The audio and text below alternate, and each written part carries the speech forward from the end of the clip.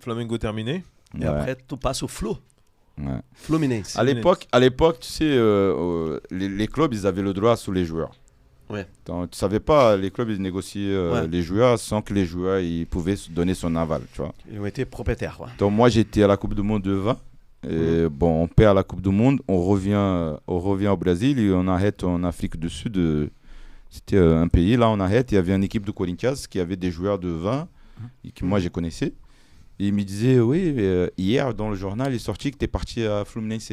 Ah oui, comme ça. J'ai dit, bon, bah, ok, mais moi, je sais pas. Moi, pour l'instant, personne ne m'a dit rien. Et moi, normalement, j'étais prêté à Flamengo. Normalement, je dois revenir à National. Ah, tu étais prêté? Ouais, j'étais prêté à Flamengo. Normalement, je dois revenir à National. C'était un prêt. Ouais, c'était un prêt d'1 an. Donc, moi, j'arrive au Brésil. Tranquille, voilà, j'arrive. Et au bout de 2 jours, il y a un directeur de Fluminense qui m'appelle. Il dit, voilà, il faut que tu te présentes à Rio, telle date. Il m'a envoyé le billet. Et moi, j'ai parti à Rio. J'ai arrivé à Fluminense. Donc, j'arrive à Fluminense. Tu arrives comme ça? Ouais, comme ça. Bon, après, il y avait cette... là, il y a la rivalité. Hein. Flamengo, Fluminense, c'est les rivales. C'est Paris-Marseille. Hein. Ok. Ouais, c'est le derby Et moi, j'arrive à Fluminense, mais comme moi, j'étais un joueur jeune, ça pose pas de soucis, tu vois, parce que c'était jeune. Voilà, on a changé de club. Voilà. Les gens, ils ont parlé 1-2 jours, après, ils ont oublié et c'est fini. Ouais. Tu vois. Et après, moi, j'arrivais à Fluminense, j'ai passé pas mal d'années. Sur la première année, c'était très compliqué parce que le Fluminense, il est tombé. Tu arrives au Fluminense dans une période très compliquée, quoi. Ouais, ils n'avaient pas d'argent. Moi, j'ai passé 11 mois sans toucher mon salaire. Ah oui, il n'y avait pas d'argent du tout. C'était très compliqué. Et là, il tombe. Après, moi, je suis prêté pour Vitória da Bahia. Ok. Il tombe en 97. Il tombe en Ligue 2. Ligue 2, en 97. Parce qu'après, il tombe en Ligue 3. Ouais, en 98, en 98, moi, je suis prêté à Vitória da Bahia, qui était en Ligue 1, qui payait un bon salaire. Et que voilà, moi, je faisais 11 mois que j'ai touché pas mon salaire. J'ai dit, moi, j'ai besoin de partir, j'ai besoin de gagner d'argent quand même. Ouais. Donc, moi, j'ai parti à Vitória da Bahia. C'est très bien parce qu'ils ont payé toute l'année, ils ont payé correctement. Les dégâts que Fluminense m'a laissé, moi, j'ai arrivé quand même à bien organiser ma vie, tu vois. Et là, moi, j'étais à Vitória da Bahia. Fluminense, il tombe encore. Il tombe encore. Il tombe encore. Troisième division. Niveau national. Hein. Donc, nous, à Vitória da Bahia, on avait une très bonne équipe. On a fini 5e du championnat brésilien. Et là, Vitória da Bahia, il me propose de prolonger. Mais à Fluminense, ils ont changé le projet. Et il y a Parreira qui vient. Le coach Parreira, Carlos Alberto Parreira.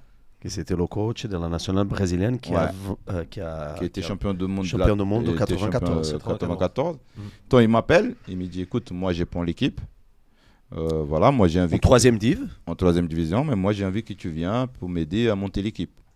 Tu imagines? C'était Fluminense. Fluminense, on parle des top 5, 6, quoi. Ouais. Et qui tombe en 3e div, quoi. Et comme ça, poum. Ouais. Et là, j'ai dit, mais bon, c'est impossible parce que moi j'étais là-bas l'année dernière, 11 mois sans salaire. Il m'a dit, écoute, dès aujourd'hui, ce qui s'est passé, moi je ne peux pas régler parce que là, tu vas toucher dans la justice. Mais dès aujourd'hui, ton salaire, il ne va jamais être en retard. Tu fais confiance? Et après, il m'a dit, tu peux venir, si le Fluminense ne te paye pas, moi je te paye. Ah oui.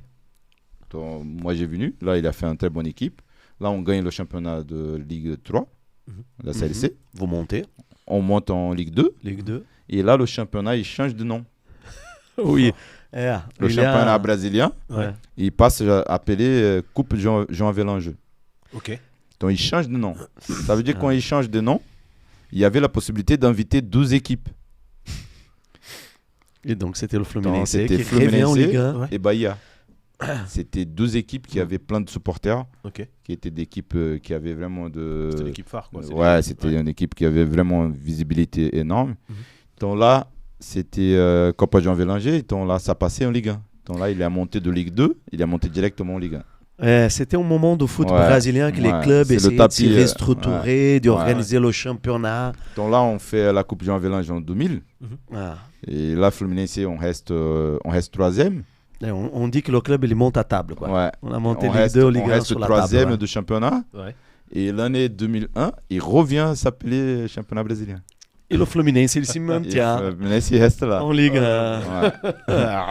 Donc, on n'est pas passé pour la Ligue 2. Ouais. Mais bon, après, c'était vraiment une bonne expérience. J'ai joué 6 ans au Fluminense. J'ai 204 matchs Fluminense. Ah oui. J'ai gagné des championnats avec eux.